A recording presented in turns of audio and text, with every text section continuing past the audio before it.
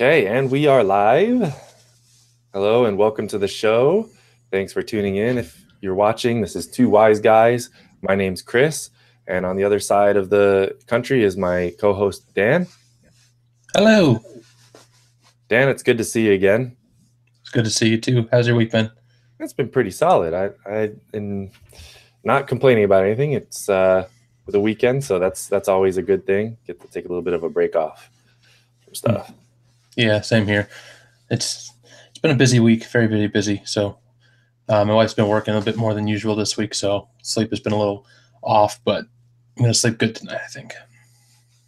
You know what always helps is if you take some of that NyQuil. You pop a little bit of NyQuil and some Tylenol, maybe you'll be out like a light. Yeah, chloroform works too. Or that you could just chloroform yourself, or have your wife do it. Just have her surprise you before bed, and she just comes behind you and just like chloroforms you, and you just collapse into the bed. There you go. I wouldn't be opposed to that. So I've never been chloroformed, not that you have either, but I am curious as to what type of experience that would be. Is it smell? Does it smell funny, or? I don't think you really experience it. I think it's just kind of like, yeah, you're out. Goodbye. Okay, well, let's get into things. So this week, as promised, we're gonna do a kind of a movie review. I don't even think we're gonna call it like a movie review. Dan and I still haven't really settled on even like a title for this, but what we wanted to do something that's a little more fun and lighthearted and change things up a little bit. So as we talked about, I think in our last episode, it might have been episode 16 or 15. What we're going to do is we're going to review or watch. Dan and I are going to watch a movie every once in a while, and then we're going to kind of like talk about it on the show. And our hope is that it's going to be kind of like classic movies or stuff that's, a little bit nostalgic. But we're definitely not opposed to doing new movies as well, or current films. So if you guys have any suggestions or any movies that you want us to sort of like review or just talk about on the show, go ahead and share that with us. In the comments section below here, or you can email us at twowiseguys.org@gmail. We'll have all of the contact information, the relevant things in the description, so you guys can contact us. But yeah, so we're gonna do like a pseudo review, and then this week, Dan and I were just sort of spitballing what films we wanted to do for our first show. And one of the films that came up was The Rock. And then we had a few others come up as well. Dan, do you remember any of the other films that we discussed? I think we kind of threw around like Independence Day and some of those big ones, like the Jerry Bruckheimer films from the early to mid 90s. Like I think that and Jurassic Park we talked about or something. But yeah, this week I think we had a lot of options to kind of pick from, but we went a bit further back than that. We went with the first Back to the Future movie, which is one of my all-time favorites. I don't know how many times you've seen it, Chris, but as I was growing up, that was one of the movies that we had on VHS. I think we actually had it. I think that was one of the ones that we actually had purchased, but we also had like a bootleg copy from HBO that we recorded on our own, and we would watch that thing all the time. All three of the Back to the Future movies were regularly viewed in our household growing up. Yeah, same here. And I can't think of a better movie to start with for us, just because it talks about the future, and that's one of the things that we think about on this show. So I definitely think it's really appropriate, and the concept of time travel is super cool as well. So, and it's something that I think is really challenging to hit right when you're doing a film or even talking about it, because there's just so many. I mean, since time travel is really conceptual, it's not necessarily something that the human race has real hard experience with. It's tough to quantify, but there's definitely theories about it. And so I think that in a lot of ways, Back to the Future seems to get it right from what we think of even today as time travel. Even watching the film, I felt that it was really I didn't see anything that was like, oh, that just wouldn't work in time travel. And again, time travel is super conceptual. It's very subjective, and I think there's a lot that goes into it. But as our current understanding of what time travel could be, I think that it could work really well. It's still the film itself holds up really well, even to this day, in terms of that. I think maybe another film that I would compare it to, as far as like with time travel, would maybe be like uh, Interstellar or something like that, where they, or Contact, which actually is another Robert Zemeckis film. Robert Zemeckis is the one who is the director of this film, and he actually directed he actually directed Castaway, Forrest Gump, Roger Rabbit, and some other films like early '90s, late '80s type films that were pretty successful in their own right. But he also directed Contact, which delves into the aspect of time travel as well. So, yeah, without further ado, let's get into the film.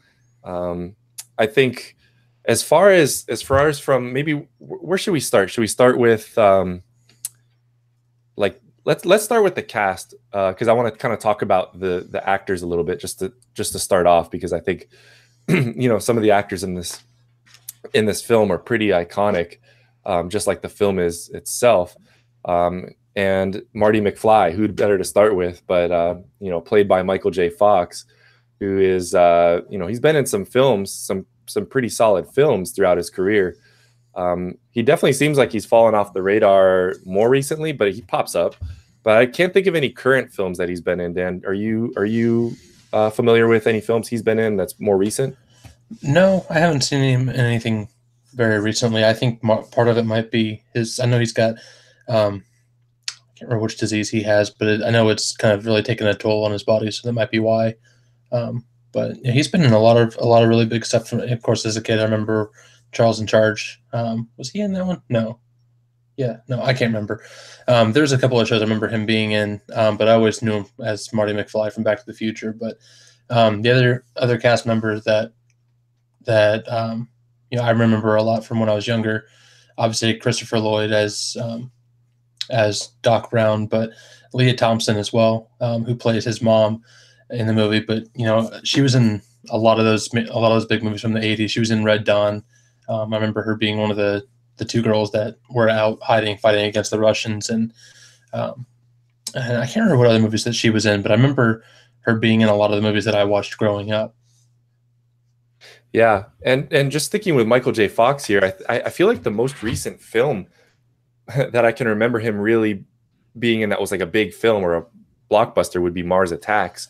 I just kind of perused his filmography, and another couple films that come up are like the Stewart. There's like apparently a Stewart Little trilogy that I think was like animated or stop motion or something like that. So he was in all three of those doing voice acting. But Mars Attacks, 1996, that's one of his most recent blockbuster films. And then before that, he was in The Frighteners, which I also remember watching that one too. So he definitely, yeah, you're right. He definitely has toned things back a little bit. He seems to have gone more to the silver screen in recent time. So he's been in a few shows. I don't think he's been in like any type of a leading role, but he's definitely made appearances. His most recent would be Curb Your Enthusiasm. He's been on a couple of episodes of Curb Your Enthusiasm, which is like a little bit of a comedy show. But also Christopher Lloyd, who I thought was excellent as the Doc. To me, he's like the iconic character of this trilogy. And when I think of Back to the Future, I think of Michael J. Fox. I think of Marty McFly. He is the main character. But I think even more than him, I just think of Doc because he's so iconic. And Christopher Lloyd just did such an amazing job with that part. I always, whenever I think of him, I think of like the facial expressions that he makes and just the physical comedy, just the situations that he gets himself into. Definitely, Christopher Lloyd is a big deal. What do you think? Yeah, no, I always liked Christopher Lloyd in the movies.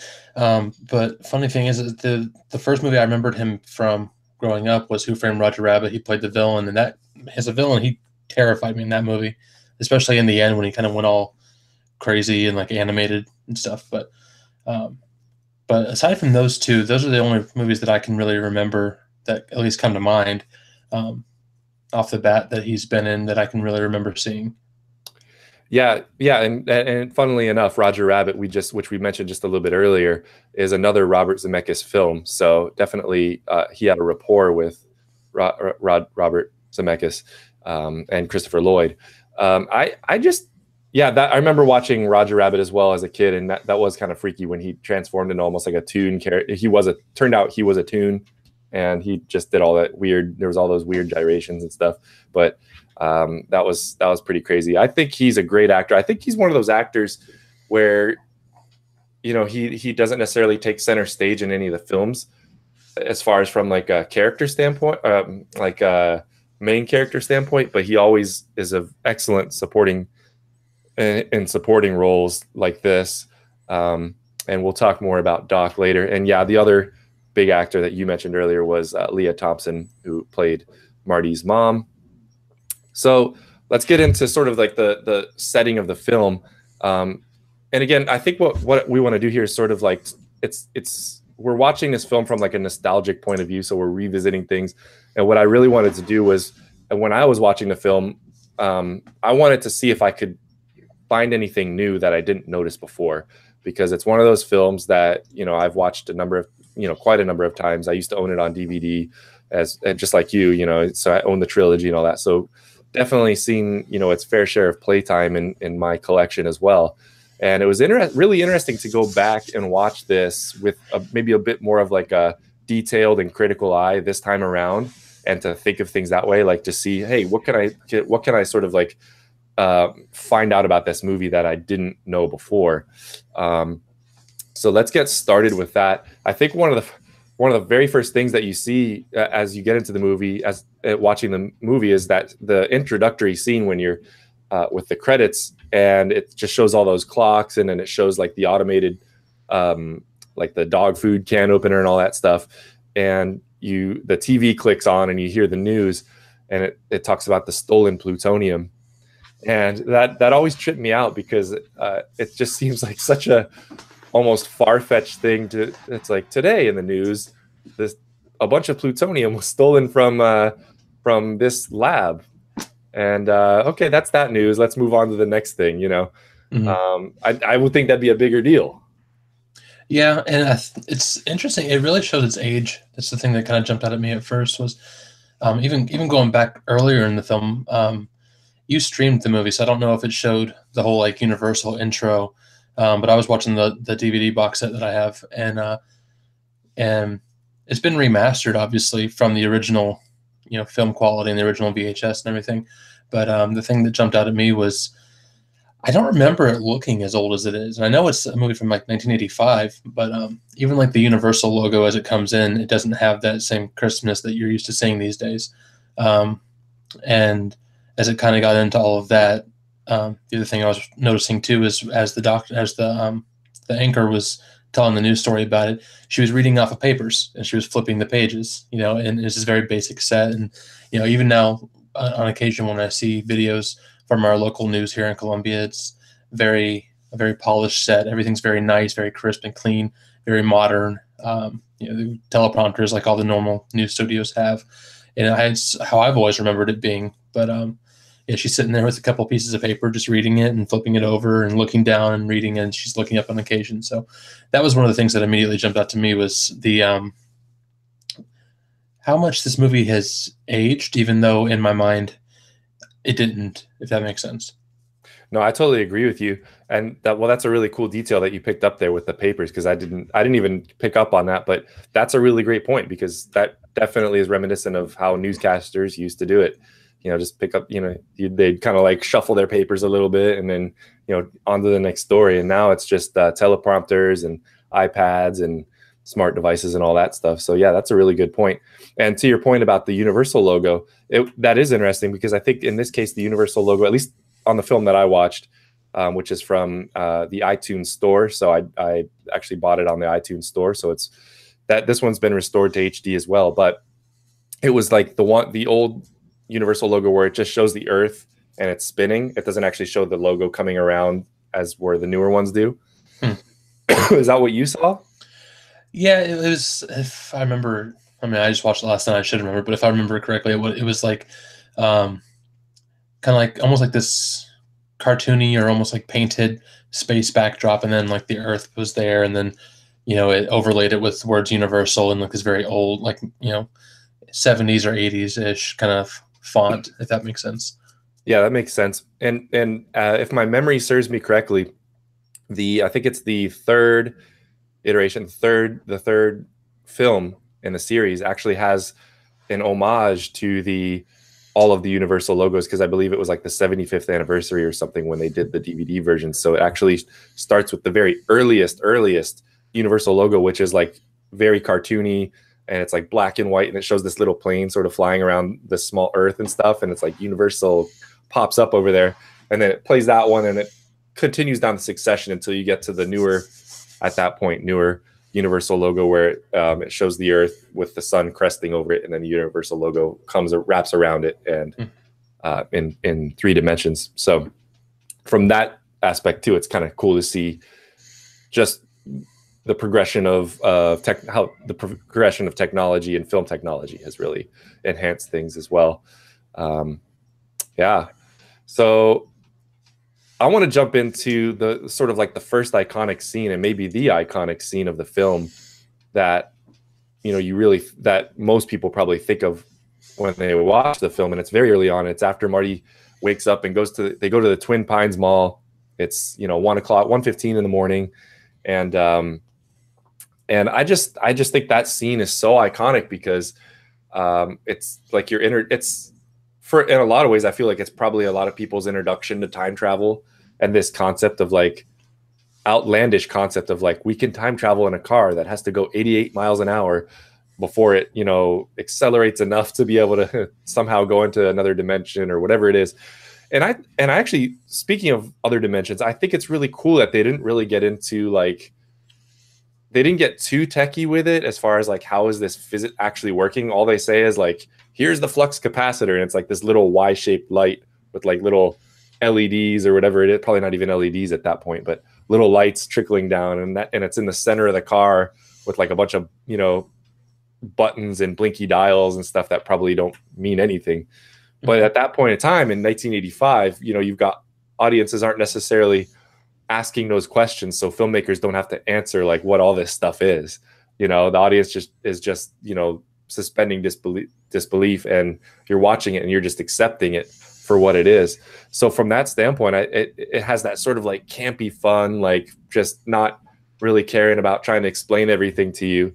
And I think that's really great. I think that's actually something that films have lost over time, even since I guess 1985 when this film was shot. What do you think about that? Yeah, I thought it was good. I don't know. It's very, if it's that's one of those things that I noticed and I just kind of try to overlook, but that's kind of one of the things I think it kind of. Oh, Dan, you're cutting out there. I'm not sure if we lost you. Well, I'll just keep going here. I think we might have lost Dan in the feed. Not sure what happened. Dan, you still there? I like the dash hey, as it pulls up. Dan, sorry, you cut out for about 15 or 20 seconds there. I don't think we heard anything you just said. Oh boy. Okay. No, I think that it was a cool way to approach it. They didn't need to go into all that detail, but like I said, I think it kind of does a good job of highlighting I don't know if this is necessarily the intent of the film director, but I think that it does a good job of highlighting the technology that was available at the time. Because obviously, if he was building a time machine, he would have to use what was available to him. So it wasn't like super futuristic looking stuff. It was just a panel with all the numbers with I can't remember even what it's called, the type of digital readout that you would see. LED. Was it LED or something? Or? No, LED was crystal LCD, right? I don't know if it was LCD. It's the kind of that was in all those old alarm clocks that nobody uses anymore. It was very much a product of its time, which I liked and I appreciated. The other thing that I don't know if you're going to touch on or not that I appreciated it as well. It did something different than a lot of time travel films that I've seen do, where it doesn't transport you through time and space. It simply transports you through time, so he stays in the same place. So when he goes through time, he ends up in the same place, just at a different point in time, if that makes sense. Yeah, yeah. I wasn't planning on touching on that, but since we're in this talking about this particular scene here, we can touch on that for sure.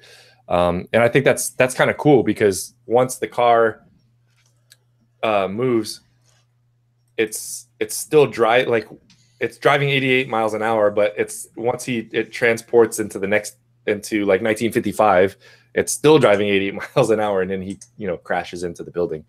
Yeah. So which is, or no, in this case, he crashed into the barn, which was pretty funny. But before we get there, I wanted to just talk a little bit more about that scene because how I just love how campy it is, and I think it's just such a crazy concept. Doc's got his what do you call it, the radiation suit outfit on, and he's got this giant remote control with all these like readouts and stuff on it, and he's controlling the car. And then one of the things that really struck me was when he gets the car ready to go to 88 miles an hour, he like power brakes it for like, I don't know, like 20 seconds. And then the speed reading is like somewhere in the 60 miles an hour range. Mm-hmm. I'm like, in real life, does it, if you power brake a car, it doesn't just automatically start at 60 miles an hour? Like, yeah, no. And that's one of those things, again, I think that old movies did a good job of telling a fun story without having to be so realistic, because that's one thing I picked up too, is I'm like, it's not actually going that fast, so you're not actually getting to the speed you're trying to get to. But I think, I don't know, I like older movies like this because I feel like it's from a time where we could actually just sit down and enjoy a movie and not have to think too hard about it, not have to have everything explained to us. And it didn't carry along with it some big political message. It was just it's a fun movie about time travel and possible effects. And anyway, that was kind of one of the big takeaways, whatever, that I kind of walked away with after watching the movie again. Honestly, this was the first time watching it for me in probably at least 10 years. I've got it on DVD. I just never break it out and watch it, but it was really, really good. Yeah, I totally agree. And then in that same scene, I think the best quote is Marty when he's like, "Wait a minute, are you telling me you built a time machine out of a DeLorean?" And at the time, and then the Doc's like, "Yeah, well, the way I see it, if you're gonna travel in time, you might as well travel with style." And then he goes into some little side thing where he's like, besides the stainless steel exterior was perfect for conducting such and such something from the flux capacitor. So I thought that was really cool. But yeah, I think even today, the DeLorean stands out as like a very iconic car. And I think part of the reason that it has that sort of mystique is because of the film. Definitely. Yeah. But it is definitely one of those cars you don't see something like that. I mean, it's made out of stainless steel. It's not even painted, which is just really cool. It's just brushed aluminum or brushed stainless steel, something like that. And so it's just really cool. And I think they only made them for like a couple of years, and that was it. But interesting. There's some controversy with the guy who created the DeLorean. I can't remember what it was, but I think he went to prison, and that's why they stopped making them. Oh, interesting. I wonder if they were sued because for some reason or other. But the interesting thing is that in 2016 there was rumors, because I just looked this up about the DeLorean, and there were rumors that they were going to start making it again, start doing like orders, and they were going to sort of like modernize the engine, but the exterior and everything else was going to be the same. And I guess some sort of a law changed in California because I think it was for like crash testing or something like that, where anyway, it's like a small company that's making a small limited number of cars wasn't able to do manufacturing the same way because they were being treated as like a larger company, and they just didn't have the capital to do it. And then I guess when this law changed, they were like, yeah, we're going to start making DeLoreans again. But as far as I could tell, they haven't started that again. It was supposed to start in 2017. So, but how cool would that be to start seeing, even more DeLoreans out in the streets? I've seen one or two myself in my area, and it's just like every time you see it, you're like, oh, wow, that's so cool, When you Yeah, saw I saw a DeLorean at the Publix parking lot downtown here once like 4 years ago, and I got super excited, but I haven't seen it since. Maybe it was just passing through. Yeah, and they're not cheap either. Like if you want to get one these days, I think you're gonna be paying a good chunk of change. I mean, they're not that expensive, but you know, it's more than a couple $1,000s that you would normally pay, for a decent 1980s car that's like in really good shape, like a Hmm. used car. It's definitely more than that. Um, but yeah, definitely one of those iconic cars. I always wondered like what those like I guess they're like vents or something in the back of the car. Like there's like two of them. They look like they're kind of raised up, almost like a spoiler. I Right. would, I think that was supposed to vent the like the nuclear reaction that was happening. I think that was the idea behind it. gotcha, gotcha. And speaking of nuclear reactions, how funny is it that when in that very same scene at the mall when Doc opens up, he's like, I got to get the plutonium for the next trip. And then, they're standing there, like Marty's just standing there in his street clothes, and then Doc's got his like mask off. And then all of a sudden, now that they've opened the box, which doesn't appear to be lead lined or anything like that, now that they've opened this box, they have to put this, the suits on. I was like, the plutonium's been sitting there the whole time. They've probably been getting some radiation if it wasn't properly shielded. Yeah. Again, suspend your disbelief. Yeah, I was like, does Marty know? Did you notify Marty? Did Doc notify Marty that he was exposed to radiation? But, anyways, I think just sort of moving on. The last part of this scene is I thought it was really interesting when the Libyans arrive, and then Marty's sort of like jumps in the car and he's sort of like leading them around, trying to get away. I thought it was really funny that like a beat up VW bus was keeping up with a DeLorean for like the majority of the chase until Marty gets ready to go to the past. Say it again. Oh, did I cut out? Yeah, your audio cut out too. Oh shoot, how long was it out for? Anyway, I thought it was really funny that when Marty jumps into the DeLorean and the Libyans start following him in the VW bus, that the VW bus is able to keep up with the DeLorean, even though Marty, it shows the speedometer a couple times and he's going like 75 miles an hour. And I'm like, the VW, and then it cuts to the VW bus like straight up tailgating the DeLorean. I'm like, is that possible? Yeah, I don't know about that, especially when it's weighed down full of people and guns and stuff. But I think Yeah. that the other thing that was that was very unrealistic in this one is it showed the DeLorean getting shot by an AK-47, and the bullets are just bouncing. It's stainless steel. It's not going to deflect bullets. That was funny too. The guy's like shooting in like almost point blank range. He's like right there, da da da da. And then yeah. And I think and then where the heck did the Libyans get a rocket propelled grenade launcher? He just like right at the end, he just pulls it out of the top. I'm like, how are you just carrying that around in your car? It's like readily available. When I was a kid, I had no idea what that thing was, and I was like, "That looks so goofy. What's he gonna do with that?" But now that we've seen, plenty of more action movies, now we're aware of what those are. Yeah, that was funny, and it was great. You didn't get a chance to actually fire it off. They just crashed into that newsstand once Marty left into the future. Hopefully, those guys were okay. I don't know. We don't find out. I think the point is you're not supposed to really care about them too much. Yeah, that's a good point. But in today's culture, we would be worried about them. So, moving on. Once Marty gets into 1955, so he's left the present and he's gone to 1955, and he gets there, and he just ends up there. He kind of goes around and is exploring stuff, and then he finds out that the neighborhood that he grew up in is completely gone. It hasn't even, in fact, been built yet, but the land's been cleared for it. And then he just like pulls the car up behind this big giant sign and parks it there. I'm thinking to myself, man, in real life, somebody probably would have found that. Like the construction crew would have come back at some point and been like, what is this car? Even though he covered it with branches. Yeah. Well, that was another point that I think we forgot to touch on was when he first went back and he crashed into the barn.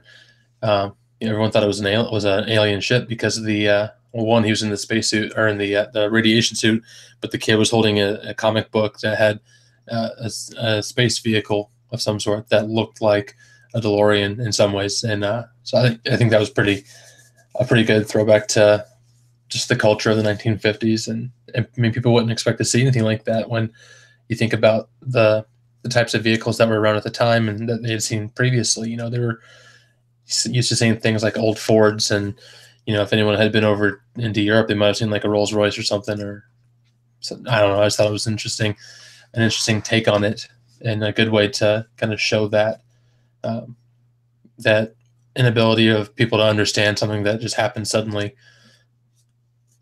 Yeah, I thought that was cool too. And then the whole family comes out of the house and they're all in their pajamas. Mhm. You know, that's like so 1950s. They just all come out together and they're looking to the barn door, and then Marty comes out. And how about him running over the pine tree? And you know, that, what was his name? Old Man Peabody.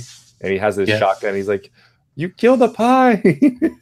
Now, did you catch did you catch the change at the end? I was actually going to ask about that. Did the Twin Pines Mall change its name? It did. If you watch the end of the movie, the sign changes to say Lone Pines Mall. Lone Pines Mall, because there was only one pine instead of two. Yep, that's right. Yeah, So go ahead. I was just saying they caught it and they carried it through, which I thought was good. For those of us who were paying attention to that kind of detail, you know, you kind of pick up on, you're like, oh, that's clever. They tied it all together. Haha, it's the One Pine Mall, the Lone Pine Mall. And that's, again, I think that's like a real testament to the film, like really paying attention to details, doing things like that. You know, it is a time travel film, and they definitely caught those things and put it in there, and little Easter eggs and stuff for people, like you said, who are paying attention.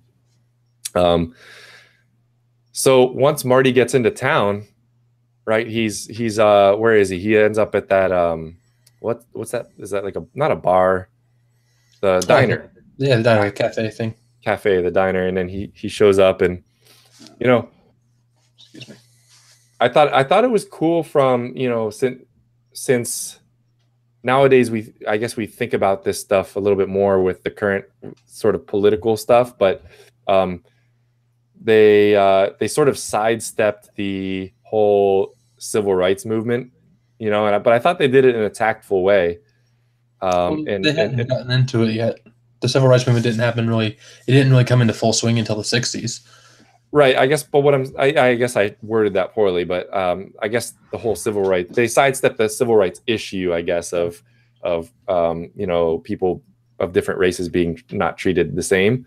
And I thought it was really actually cool how even back when this movie was made, that they actually, you know, that the mayor was you know, African American and everything like that, and then it showed like how times changed.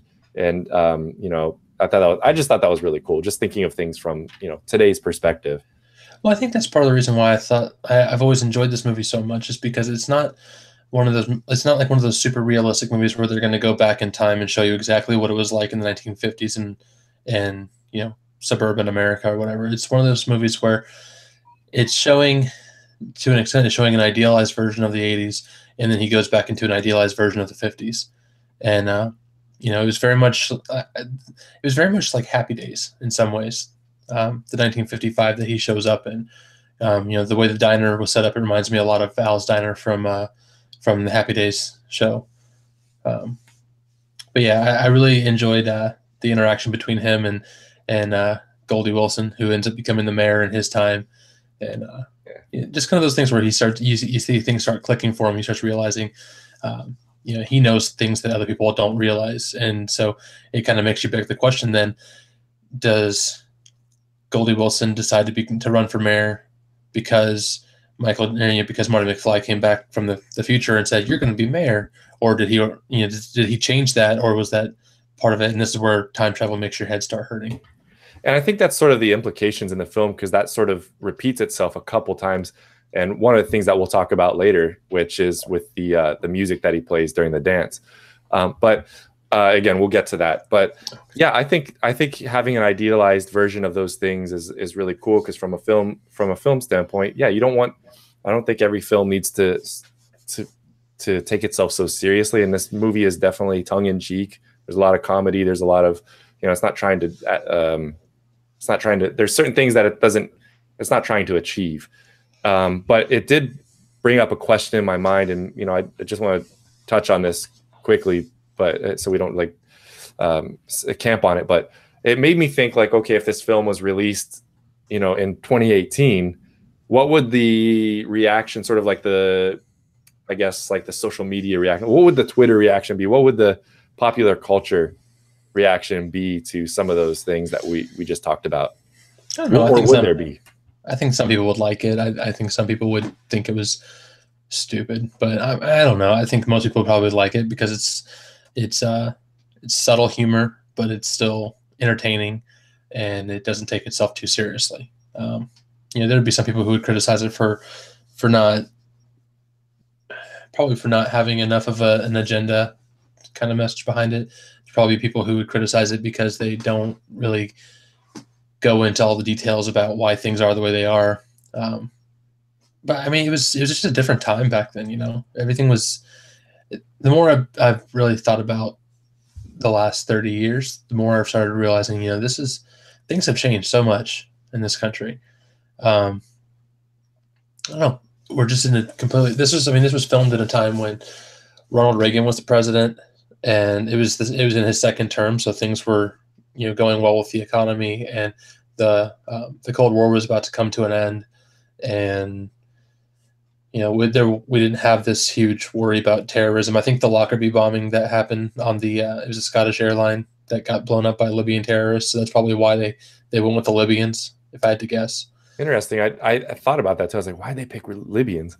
Yeah, that was a big thing. I can't remember how many people died on it, but it was this big thing. If you look up Lockerbie bombing, it'll tell you all about it. But actually, it's part of the reason why Gaddafi started playing ball more with the West, because the terrorists came from his country, and so they were started bombing Libya afterwards and stuff.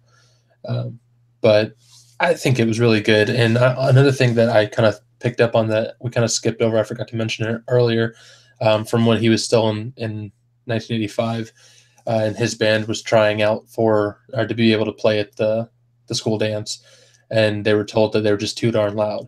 And I don't know if you picked up on it, the guy with the megaphone was Huey Lewis, who's the guy who wrote that song that they were playing. Oh, that's cool. I did not pick up on that because I'm not familiar with him, but that's really cool. Yeah, it was great. It was so everyone I think who's seen the movie is familiar with the song "The Power of Love," which was the big song from the movie, and it was written by Huey Lewis and the News, and so they got him in there to do the cameo for that one scene. Dude, that's really cool. That's actually a really cool little Easter egg right there. I did not realize that. Huey Lewis and the News. I think as far as with the reaction, going back to the possible social reaction that would happen if this movie was released today in 2018, I think unfortunately it probably would be talked about, and there would be a lot of negative attention to it, despite the fact that it's not something that this film's trying to achieve. I feel like even comedies get approached that way in a lot of ways. If it's perceived to be racially insensitive, I guess, even though there's nothing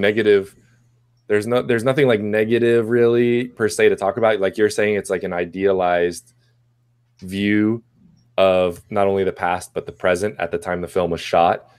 If that was out today, people would probably say something about, well, you didn't give enough credit. And back in that day, people of other races were not treated that nicely or something like that. Or, you need to show the appropriate treatment of the white man against other people. I just feel like that would be a topic of discussion, unfortunately. Yeah, probably. And I mean, yeah, I'm pretty sure Hill Valley is supposed to be set in California somewhere. It's definitely out west. I don't remember exactly where, but I think it was in California. And the one thing that I did, I think people might have, I'm not going to go into that. That's neither here nor there, but go ahead, continue. We're going to talk about the Sacramento City Hall thing? No, I was going to go into the lack of Asian people in the movie. as being an outrage kind of thing for people to latch onto. Mostly because I'm listening to a podcast series on Order 9066, which was the internment order, and so it interviews people who were interned during World War II, and then like what life was like when they finally got to go back. And so just thinking 1955 was shortly after the war, and so anyway, I'm having random thoughts. No, you bring up a good point, and I while I don't want to camp on this, let's just go down this bunny trail for a minute or two, because I think that's something that's important. You know, we look at the current state of things, and one of the people groups that I feel like doesn't even get enough, I guess not credit, but like attention, maybe, if we're talking about like general, if the conversation is about race, current day state of racism, if you will, if there even, is such a thing I feel like Asians sort of get left out of that conversation. And another people group would be Indian people as well. And I think that we get so hyper focused on a particular group of people, and we forget that there's other people groups that went through a lot of difficulty. And you're referencing, of course, the even like the Japanese that were in the internment camps, up in Northern California, because let's face it, during World War II, everybody was scared of what could possibly happen. It's sort of like a precursor to the Red Scare, if you will, against a different group of people. But I feel like you're totally right, and I think that like things like that don't get enough, I guess, airplay, if you will. And I don't see. It's unfair to compare different people's situations to, different situations, because it's all like apples to oranges, and I don't hear the same, drum being beat every time, anti-Semitist comments are made, so comments about Jewish people, which is, another people group that went through quite a bit of trouble. So, it definitely seems like the conversation, just a little bit of trouble there. Yeah, just a little bit of trouble. Millions of people. Just a little bit of trouble through like 2,000 years of history. But. Yeah, but then advocates of a certain, of this conversation would try to sway it in different ways and say, find reasons to minimize that. And I'm not here to like say either any of those arguments are right, but I think we'll just wrap this part of the conversation up with this. But I do think that people groups deserve this, same level of attention for the difficulties that they went through, Mm-hmm. But let's move on. So we were talking about the diner, and we talked about, do you think I think it's really funny how everybody in 1955 thinks Marty's a sailor just because of that vest that he's wearing? Yeah. I got a kick out of that. I mean, to be fair, it does look, it's 1985 fashion, so and it's pretty puffy and orange, so it does look a bit like a life preserver, I guess. Mm-hmm. And to stick with fashion in 1955, when he ends up in his mom's house in 1955 house, he has that underwear on. He has the Calvin Klein underwear on, and she's calling him Calvin Klein. Oh, yeah. I thought that was, I got a real big kick out of that even this time around, because I work in fashion now. So I was kind of thinking to myself, man, I wonder how much Calvin Klein benefited from something like that. Because even to this day, watching Back to the Future, I always think of like the Calvin Klein, and it puts Calvin Klein underwear in my mind. In fact, I'll be, full disclosure, I wear a lot of Calvin Klein underwear because I think I like it. But I just think to myself, like, if it wasn't for that film exposure, would Calvin Klein underwear be the same as it is today? I don't know. I mean, I've never worn it, but I know that's where I learned about Calvin Klein. I remember being really surprised one day when I found out that they made things other than just underwear. So yeah, you're like, wait, Calvin Klein makes actual clothing, not just underwear? Yeah, apparently. But yeah, I thought that it was the whole thing, that whole scene I thought was interesting. It reminded me a lot of like my grandparents' house, to be honest, with the way, just because my grandparents have lived in the same house for a long time, and so like um, like um, them going through that, like the grandpa or the dad hitting him with the car, and then her nursing him back to health, but then coming out and they're about to sit down at this big dinner table and they all eat together, and he wheeled out the TV and it's got an old TV show. I think it was Jackie Gleason they were watching. Just reminded me of like being at my grandparents' house, and my grandpa would like turn the TV on it, then it'd be like Andy Griffith or something, some old show that he would watch. But I don't know. There's a lot of memories with this movie for me because, like I said, I grew up watching it, and it was one of those movies that we watched a lot growing up, and so it was. There's a lot of things that kind of jumped out that just I associated without realizing it with things in my childhood that maybe don't necessarily have any real significance otherwise, but they just kind of jump out at me like, oh yeah, I remember that. That was kind of cool. Yeah, I think it's really interesting how some of those iconic film like things that you see when you're growing up as a young kid really do stick with you in a lot of ways. Like, for example, like the Calvin Klein thing. I'm just like, I saw that, and I guess from then on, I'm like, Calvin Klein underwear. I'm gonna wear that when I grow up or something. I don't know if that thought like literally crossed my mind, but when it came time, when I left my parents' house and I started buying clothing for myself, I went to the store and I was like, you know what, I'm gonna get this because, gosh, it's cool. And that definitely, I would say for me personally, that definitely influenced that.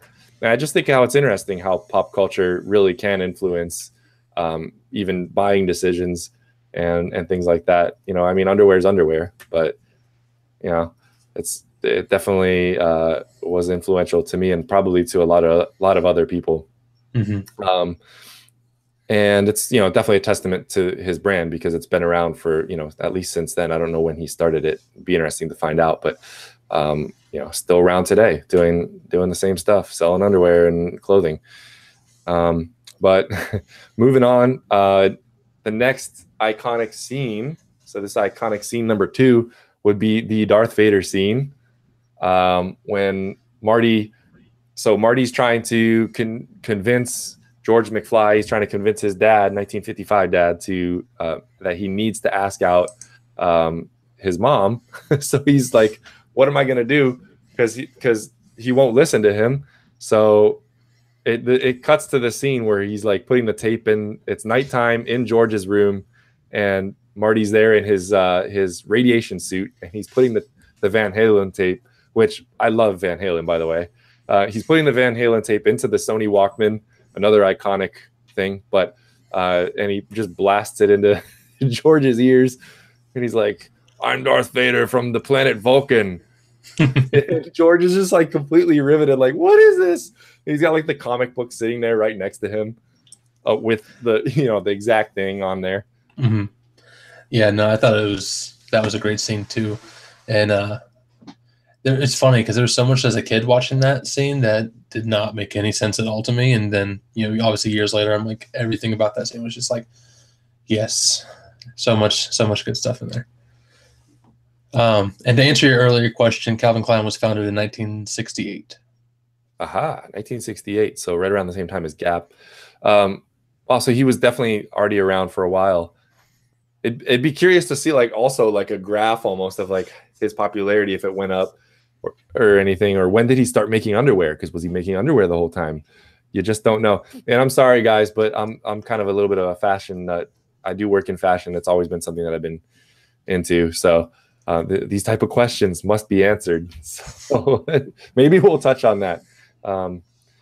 But yeah, the Vulcan thing, Darth Vader from the planet Vulcan. So they're combining two pop culture films, being Star Trek and Star Wars, or he combined those, I guess. Marty combined those.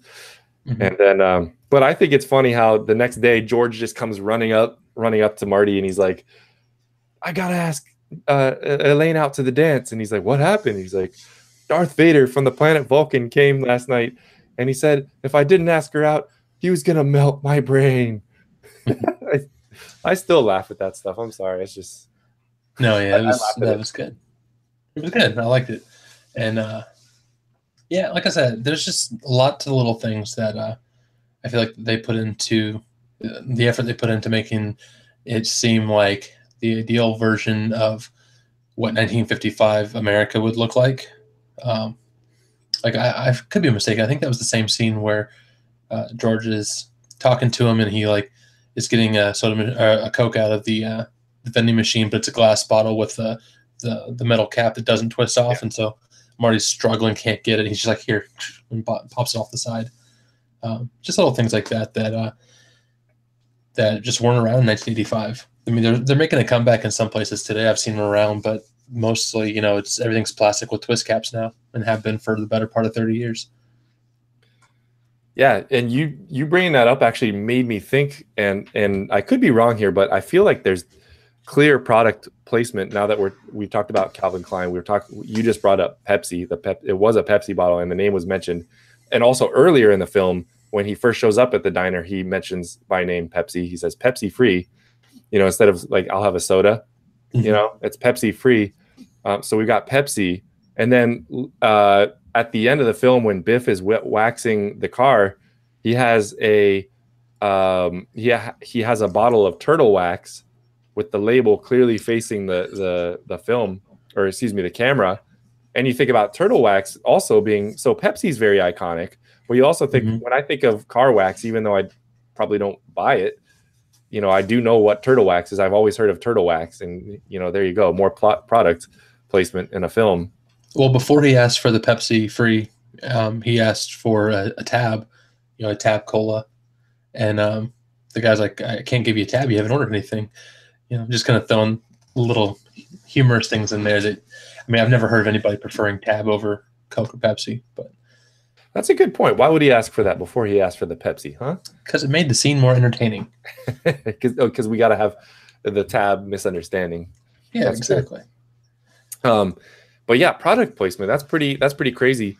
But again, it's one of those things where it's like all three of those are pretty iconic brands, and maybe there's more brands that I'm not thinking of. If you guys are watching this, just if you guys can think of more brands that are in this film, just go ahead and put it in the comments and let us know. But it's kind of interesting that it's almost in a way like a bit of a commercial for some of these things. I can also think of the Toyota 4x4 being another one of those. If it's a film where you're not necessarily promoting these things, probably filmmakers have plenty of ways to cut things like that out. You're not going to purposely have the label on something facing, and you're not going to have the what do you call that, the mark on the car like that says Toyota. It's not going to be facing the camera. You're just going to have it in general and maybe cropped out or something if you don't care about that. But in this case, they did. Well, I know in the second movie, the hoverboard that he uses, it's a Barbie hoverboard, and it clearly has Barbie and then Mattel up on top, and they point out the Nike shoes he's wearing in the third movie when he's in the Old West. And that brings it. Oh, there's another brand actually, because I did notice that they were all wearing Nike Air Forces. So even Doc. So going back to the first scene with the DeLorean when he sends Einstein into the future, they're both wearing Nikes. So even Doc is wearing Nikes. I saw it when he gets out of the car. He's wearing like these brown Nikes, and Marty's wearing these white and red ones with a swoosh. And I think Nike was just getting big around that time too. Nike was formed in the early 1980s. I didn't catch the one that the Doc was wearing. That's interesting. Yeah. So, wow, a lot of iconic brands in this film, and you have to think, like, just being sort of like the film that it is. It really is like one of those popular films that sort of everybody knows about, and I think it did really positively impact the brand recognition for some of these brands that were in it, because so many people have seen it. I think our kids aren't going to necessarily think of it that way, but being us who grew up with it and watched it as kids, you pick up on those things a lot more. For the record, Nike was originally founded as Blue Ribbon Sports, which was founded in 1964 and then became Nike in 1971. Okay.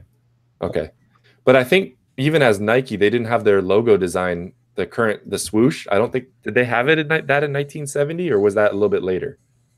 Oh, I don't know. I'm just looking on Wikipedia right now. Nike swoosh. I don't know. Um, I don't know. I'm sure that's something we can look up later, or someone else can look up if they're interested. Yeah. Nike swoosh. Yeah, you're right. Blue Ribbon Sports. The swoosh was designed by Carolyn Davidson in 1971. The Nike swoosh was created in 1971.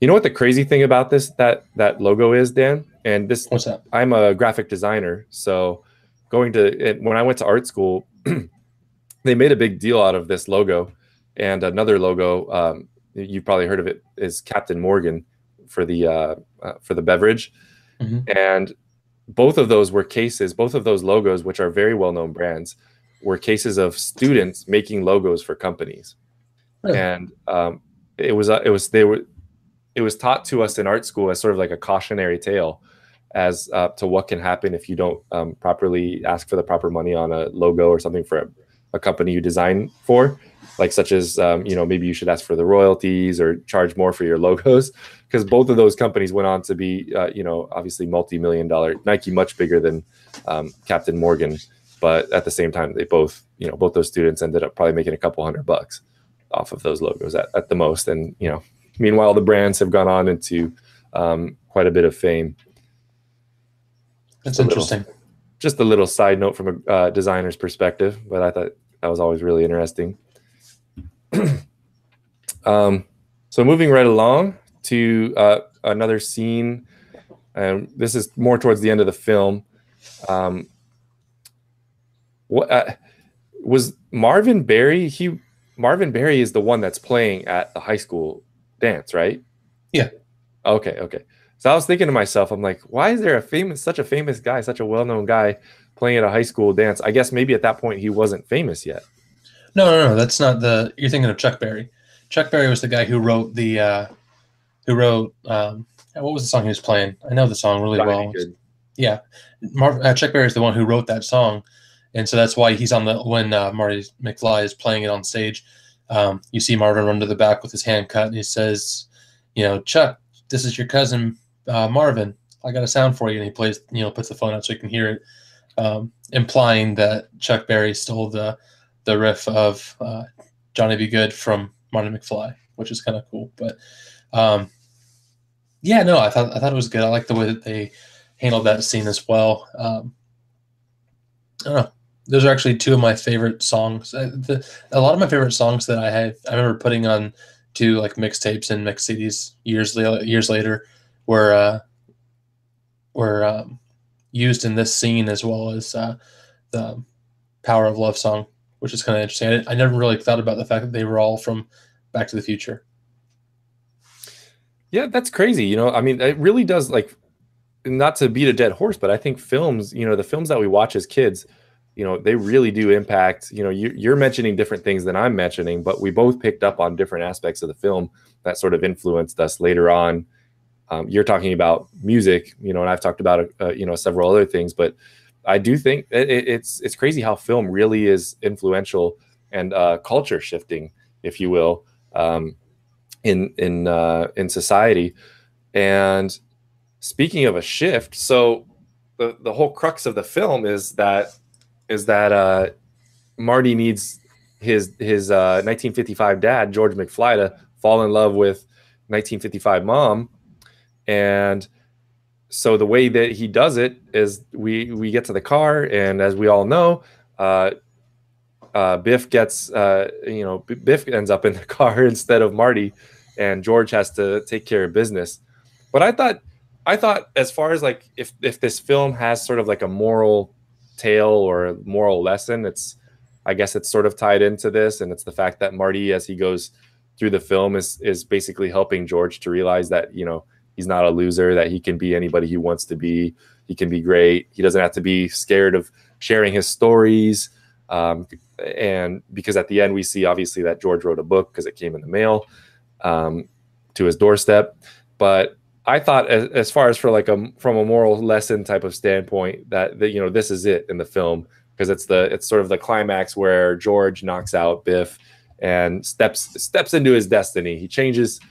The future is changed, as we see once Marty gets back. Yeah, and it's interesting because it's I've seen a few other time travel movies, and it's one of the few that I've seen where they're small changes that happen. Like like everyone, his full family's still together. It's still the way it should be, but rather than being like the nerdy dad who gets picked on and the alcoholic mother. I don't know if you picked up on that, but she's like drinking straight up vodka in the beginning of the movie. There's a big giant bottle of vodka. Yeah, it was like she was having a rough time, but ends up at the end of it, they're living this. It's the same house, but they make the house brighter. So obviously, it's a cinematic effect that they're going for. Rather than sitting around eating like a microwave dinner or whatever they're having, they're sitting there eating like fruit cocktails and stuff. A much higher quality of life, it would seem, and so I just think it's interesting because a lot of times in these movies, even the smallest little change ends up changing the entirety of the world, basically. Whereas in this one, it's like you see in the second movie that those changes can happen to make the future a very, very different place.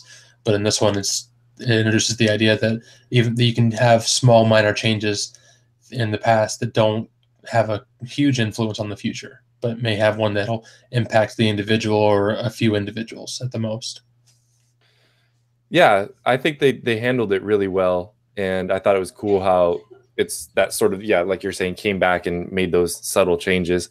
It almost makes you wonder, like, I mean, because yeah, they're in the same house. I guess the neighborhood turns out to be like a bit of a nicer neighborhood because of that somehow. Not sure how George knocking out Biff changes a neighborhood, but that that's neither here nor there. Because again, we're just dealing with it's the film, the point, not the point of the film to try to be like super accurate, but I think I think that's really great, and I think that it's great from an audience standpoint because what that did was George knocking out Biff.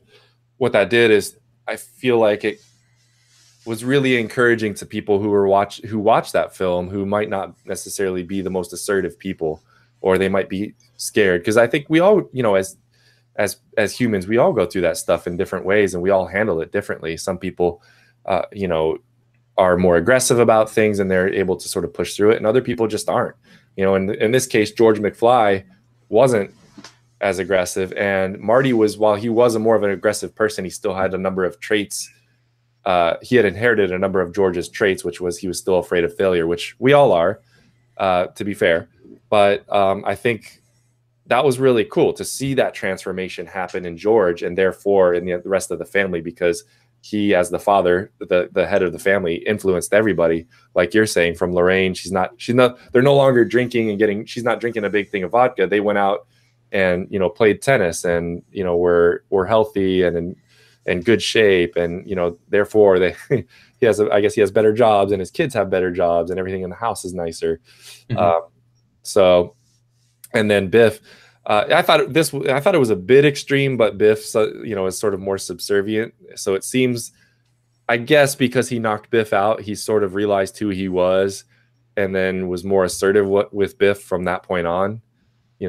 That sort of isn't addressed, but in the film, it's like, I guess George is. Well, I guess they did address it in a way, because after he knocked Biff out, when he's in the dance floor with Lorraine, a couple people go by and hey, you should run for class president. Have you thought about that? So maybe he takes their sort of their advice and runs with it, and then becomes Mr. Popular or something. I don't know. So he's completely transformed from this one incident. Mm-hmm. And I don't know. Now we're getting into speculation territory, but maybe part of why Biff's so much different in the end is because that happening to him kind of puts him in his place, and he realizes, okay, maybe I should try to be a bit nicer to people. But I don't know. Again, that's just speculation. It's not really answered. I think it's one of those things that, again, we talked about before, that you don't really have to have all the answers to enjoy it, which I think a lot of movies today could probably learn from, to be honest. Yeah, totally. Because I mean, Biff goes from being, George's boss in the beginning, pulling the, beer. What was it? Miller Lite. There's another product placement we didn't think of, but there's a Miller Lite beer that he pulls out of the fridge. Just walks into his house after he crashed his car and pulls out a Miller Lite from the fridge and insults him and says, "What do you give me, light beer?" Yeah. So, but if we go from that to him, waxing, putting the second coat of wax on Marty's or George's car at the end of the film, and running in all excited with his book, definitely an extreme transformation. And I just pulled up this page. I was doing a little quick search, but there's even more product placements in the film that we didn't pick up on. So the vodka is Popov vodka, which I'm not terribly familiar with. But so there's definitely one product placement that people aren't necessarily as familiar with. Yeah, I've heard of it. I couldn't read the label from the angle that it was at, but.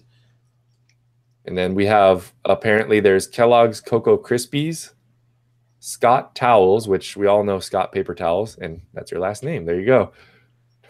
Yeah. Pledge Wash, which we know of, Kellogg's Rice Krispies, Maxwell House Coffee, Wonder Bread, and French's Mustard. So yeah, these are some iconic brands here.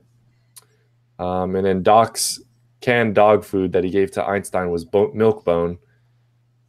And there were Almond Joy candy bars at the cash register of Lou's Cafe.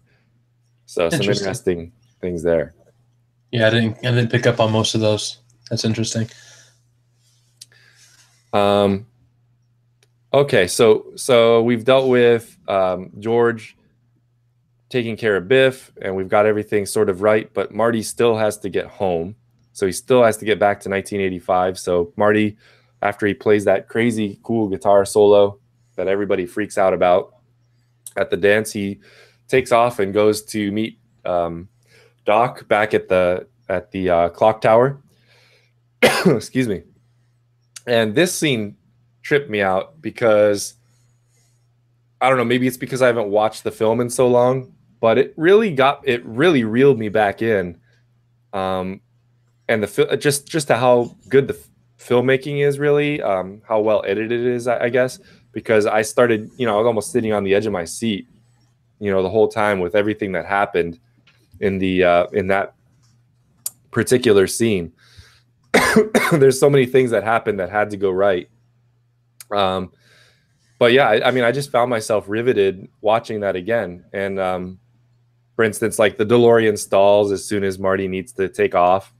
Mm-hmm. We've got the DeLorean stalling, then the branch falls on the wire, the plug that's plugged into the top of the. Which, why is it? Oh yeah, because it got to transfer the lightning, but it's plugged into the top of the clock tower. Mm-hmm. And then Doc has to go up there, and then unbelievably, when he's out there, when he goes to the top of the clock tower, and he gets out there, the ledge collapses, and somehow he holds on to the hour hand of the clock, and it supports his weight. I was like, wait, wouldn't that thing just sort of start rotating? I don't know, not necessarily if it's a strong mechanism on the inside. But I don't know. I think that's one of the things where I never really picked up on as an issue. And I don't really know if it actually is an issue. I think that the thing's got such a big mechanism to turn that hand. I don't think it would have collapsed under the weight of someone as thin as him. That's true. But Doc had even more of his funny faces up there when the lightning bolt strikes, his look of surprise, and then when he finally gets the plugged back in, and then the plug at the on the ground unplugs, and he just screams. Yeah, that horrified scream with the look on his face. He's just like, ah. Yes. Again, Christopher Lloyd's acting. I think he's just got such a funny demeanor about him. Yeah, no, he's definitely a good actor. He's one of those guys that it's interesting because I haven't seen him in very many other projects. I know he's done some voice acting and stuff, and he's popped up every now and then in shows or a couple of cameos in movies that I've seen. But I really only know him from Roger Rabbit and from Back to the Future. But he's one of those kind of iconic actors that everyone just remembers. Yeah, totally. And I think, I'm just kind of scrolling through his filmography here, and it's ridiculous the amount of stuff that he's been in. Like literally every year has about at least 5 entries in it, and he's still active now. So I think he's doing a lot more film these days. Um, but yeah, he's definitely a really great actor. I think if I remember right, he was in that film. Have you ever seen 12 Monkeys? No. Oh man, maybe we should watch that at some point because that's a really great film. It's one of Bruce Willis's lesser known films, but it was actually filmed and directed by one of the guys from Monty Python and the Holy Grail. Um, I can't remember the guy's name exactly now, but it was one of the actors from there, and it's a really great film. Brad Pitt's in it, and it's actually it's another time travel film. Go figure. Maybe that's one we can get to, but it's called 12 Monkeys, and Christopher Lloyd's actually in that as well. There's like a group of scientists, and he's that. So funnily enough, he's a scientist again. But that's a great film too. Another, yeah. Maybe we can, yeah. Like I was saying, maybe we could watch that. That's one of those ones that I feel like not a lot of people know about. It's more a bit of a cult following, but it's really well done. I think it's got like comedic parts to it, but it's also like takes itself seriously in other parts. But yeah, if you ever want to do another time travel film, I would definitely. My vote is for that. But back to Christopher Lloyd and the storm scene. The DeLorean stalls, and then that left me thinking like, did that stall actually help with the timing of him getting there with the lightning bolt striking? Because in the entirety of that scene, it seems like Marty is flooring the DeLorean for a good minute or two before he actually gets, in movie time, before he actually gets to the contact point. So I was wondering, that must have actually helped him to get there on time? Possibly, unless the plan was for him to just have it set and ready to go. He had a little timer though, so I guess maybe, yeah.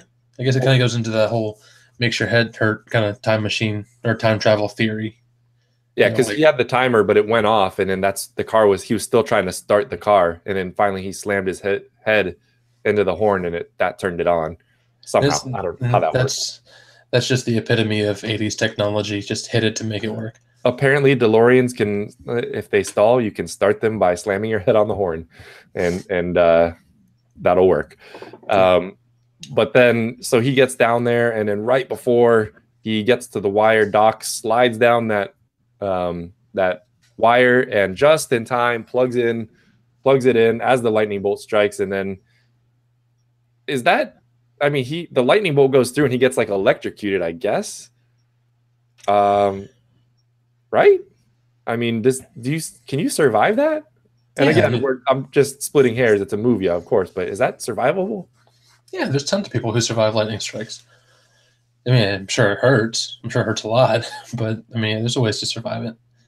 Maybe that's how he got his white frizzy hair. How about that? Because remember in the 1955 Emmett Brown, it's more like blonde, and obviously he's younger, but it was definitely not frizzy.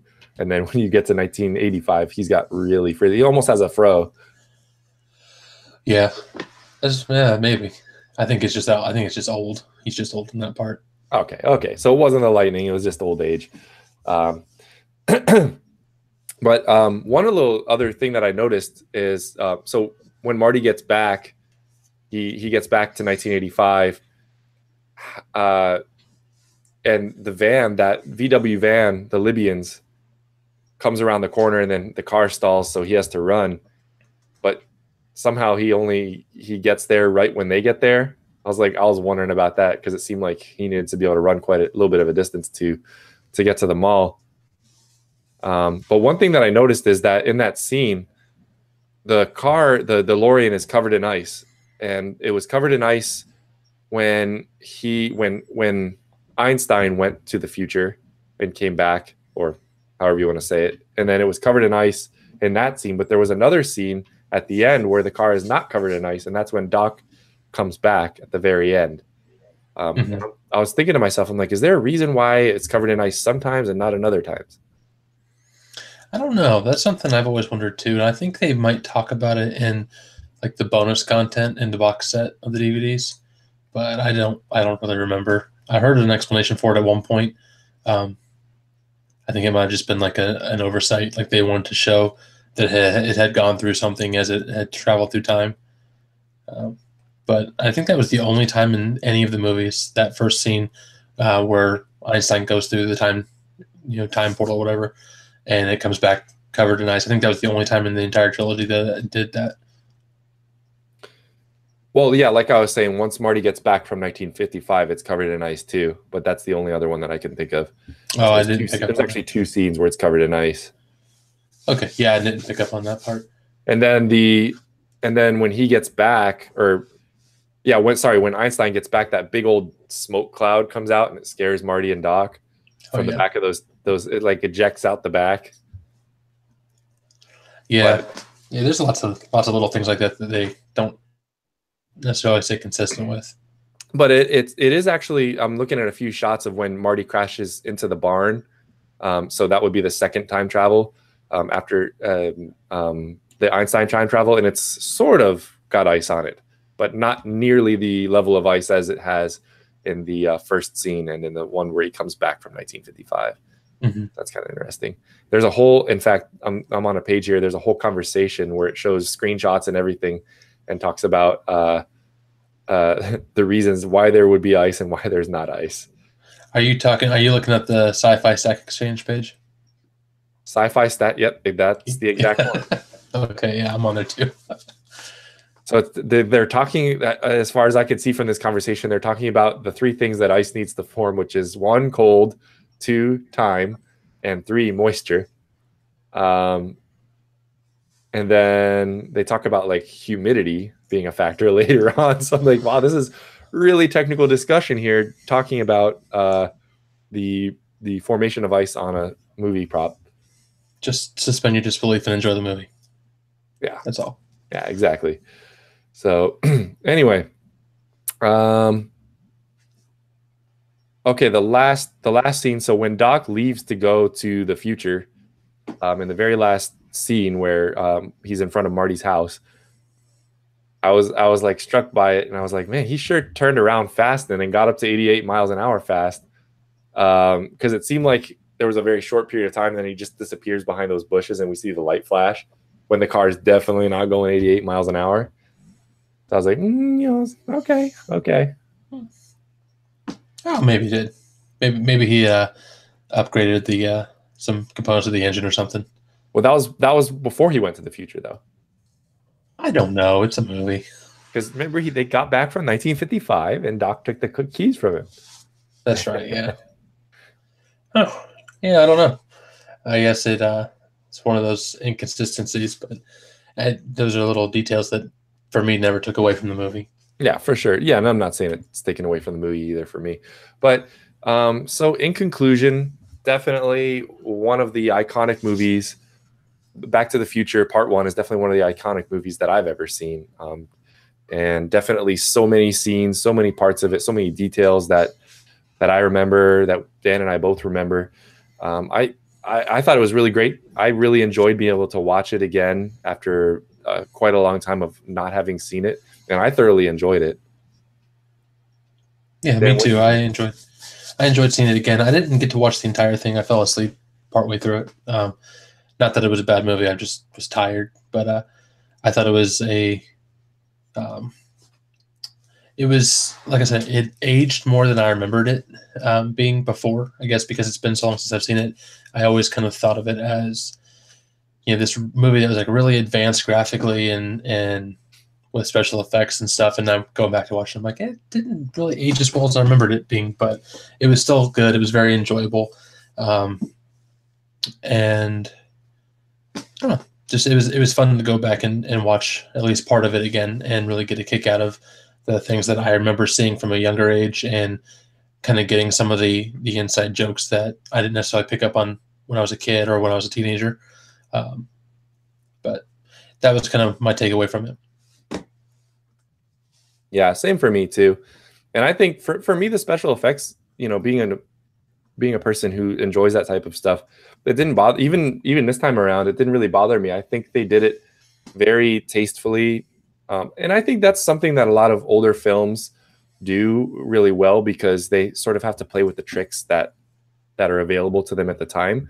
So a lot more visual information is left up to the audience's imagination, right? Mhm. Like for example, like the last scene where Doc drives down the street and we just see a flash of light behind some bushes. You know, in the modern day, we'd see some like epic, like the car, you know, I don't know, camera movement and the car's doing a donut and then like speeding up really fast and it's like the camera's trailing it and all of a sudden there's an epic explosion and you see like every detail in like 4K of the thing and it's like that stuff is cool and obviously a great um, bonus of having like the advanced technology and computer graphics that we have now. But I think there's really something to be said about less is more. Mhm. Sort of that Occam's razor concept, and for me, like I like it when there's more left up to my imagination. When there's too much special effects, as can happen sometimes, like almost like special effects for the sake of special effects. It's like you didn't need to do it, but because it's available, you did it, and you Mhm. had the budget for it, so you did it. It's like that's it's not going to ruin a film, but I think it's like let's do things tastefully, and I think we're seeing a bit of a resurgence of that in film where well, for example, like films like Lord of the Rings used a lot more practical effects than and by practical effects I mean non-computer graphics effects that were added in post. It's like you had a real explosion happen and you have like a real model, like an actual model of a building that you didn't want, that you can't have full size, you know what I'm saying? So it's like shot for scale. So they did a lot more of that. And I think because of that, you know, the film that film stands out, and I think this film does too. It's a lot more practical stuff. Computer graphics were just coming out right around this time. The first film with computer graphics I think was made, I think somewhere around 1984 ish. So it's right around the time that this film was made. But I really appreciated it. I think the effects were really great overall. I didn't see anything that was like, whoa, that's really bad, or really awful. I think that it was very tastefully done. And overall, just a really pleasing experience for a film to watch. And for me, maybe it's nostalgia, maybe not, but I think let's go ahead and give ratings to this to the film as we wrap up. And I think for me, I'm gonna have to give it a maybe like a 9.2 out of 10. So we're gonna do it out of 10. But and for me, that's just such a great film.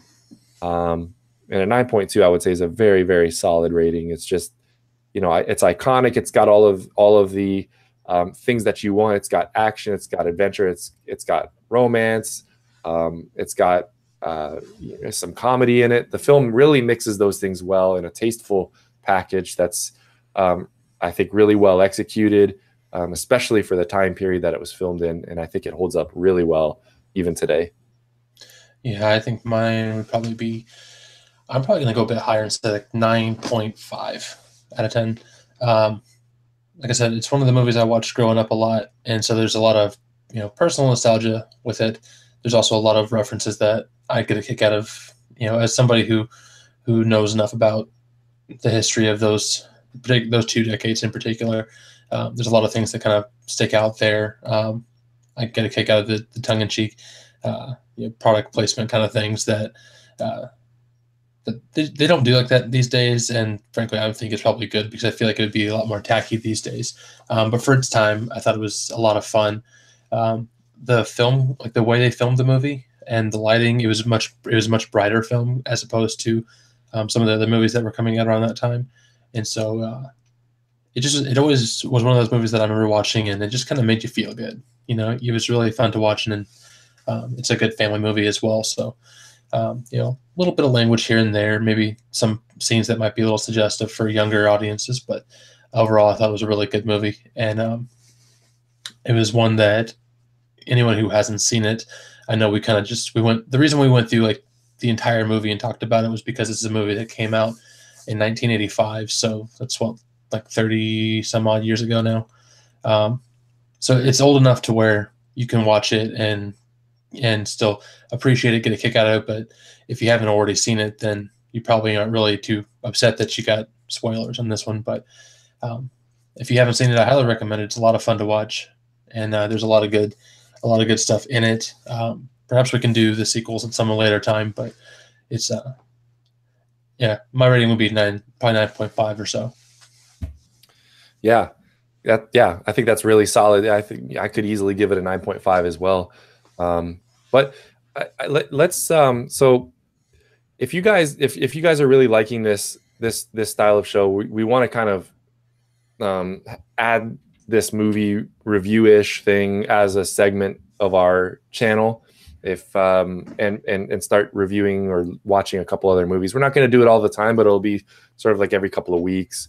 And you know, we're going to pick different movies every time. It doesn't have to necessarily be from this particular genre or even this particular time period, but really just iconic movies. And so if you guys have suggestions as far as movies that you want to have us go into, please do share that with us. And if there's other suggestions that you have, maybe, you know, you'd like to see us talk about different parts of the movies, or you would have, you know, there's other things that you guys are thinking of, like that we didn't even talk about, you know, please, by all means, just get involved with the conversation in the comment section and share that with us. We really want to thank you guys for watching, and you know, I had a lot of fun doing this, and I'm looking forward to the next film that we review. Dan, what do you think? You have any ideas for the next movie? I've got a few ideas, but I think it'd be good to talk about at a later time. Oh, okay. For me, I think definitely I want to go into like one of the movies that is maybe even a little bit lesser known, and it came up during our review this time, and it's 12 Monkeys. And I think that's really cool because it's like a film that, you know, while I was actually surprised that Den hasn't seen it yet, but it's a film that probably a lot of you guys haven't seen. But it's just one of those really great films that I think everybody can appreciate. And so maybe I'm going to throw that into the mix. I'm going to throw 12 Monkeys into the mix. I'm going to throw another film that I really like. It's The Rock. You guys are probably familiar with that. I want to throw that into the mix. And we'll kind of like go on from there. I don't know if we have enough viewership to take a vote or a poll on this. That'd be really cool, but you know, maybe one day we'll have more viewers and we could take polls and talk about what we want to do next. But that's looking towards the future. But yeah, again, just want to thank you guys. Dan, is there anything you want to say? No, just thank you guys for tuning in, and I hope you enjoyed it. If you got any suggestions for this or anything else that you might want us to talk about, whether it be, you know, movies or just news topics or anything like that, or subjects you think are interesting, you can send us a message from our website. Just go to twowiseguys.org and leave us a message. There's a contact button, a contact tab at the top there. And if any of you are more interested in news kind of stuff and you're kind of gotten used to that with us on here, I did put out a news roundup episode this week. It's on right now. It's just online on the podcast format. So if you don't subscribe to the podcast, you can do that. Otherwise, you can go to the website and it's up there as well. So there is some meatier stuff than just entertainment this week. But we thought this would be a fun way to kind of lighten the load a little bit, because again, we're trying to not get too deep into the weeds with the news, because the news is depressing. So cool. Well, great, guys. Thanks for tuning in. We really appreciate you guys watching us, and we will see you next time with the next episode. Until then, take care.